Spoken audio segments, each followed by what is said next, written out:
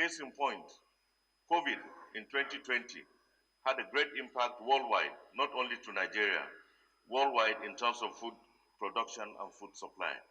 And shortly thereafter in 2021 and 2022, for those of us from the middle area of Nigeria and even in the northwest, we noticed a considerable rise in flooding activities around the riverbanks that has caused a lot of damage to our food production, especially during the rainy season.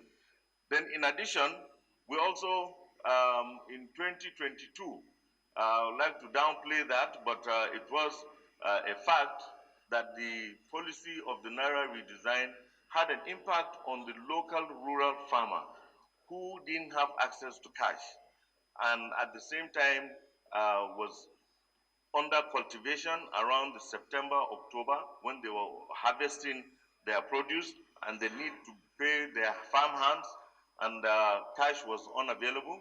And even way to the time of 2023, last year, February, March, when they were just about planning to have to plant for the 2023, both dry and wet season, cash was also not readily available. Have seen a lot of, I would say, smuggling of foodstuff outside of the country. That, in a sense, has also given reason to... We are currently in an operations all over Nigeria, which has resulted in the seizure of over 120 trucks across different border stations and border areas in the country.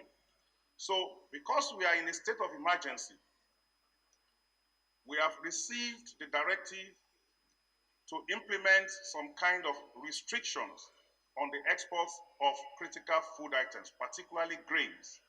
And this is what we have been implementing in the last 1 month to ensure that we have local self-sufficiency. I can also inform this Honorable House that President Bola Ahmed Tinubu has made some executive decisions regarding what we should do with food items that are seized. Before, food items that are seized are usually auctioned out, disposed by public auction, or we send them to orphanages and IDPs. But for goods that are imported, illegally imported and are seized, President Bola Ahmed Tinubu has directed that we should dispose of this item through direct sales to vulnerable Nigerians. We have kicked off this exercise in some parts of the country, and we believe that very soon we will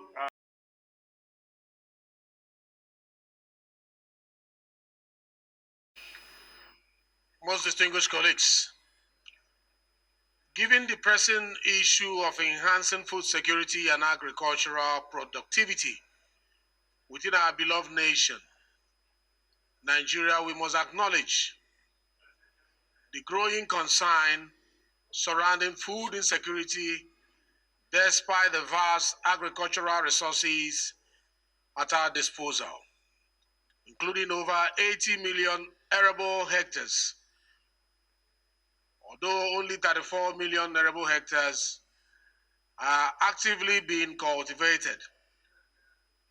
Honorable colleagues, our collective effort must focus on addressing both demand and supply factors along with the persistent challenge of food price inflation. Through thorough analysis, I have identified 4 critical levers for improving food security: increasing per capita consumption, raising production yield, curbing food price inflation, and reducing reliance on food import.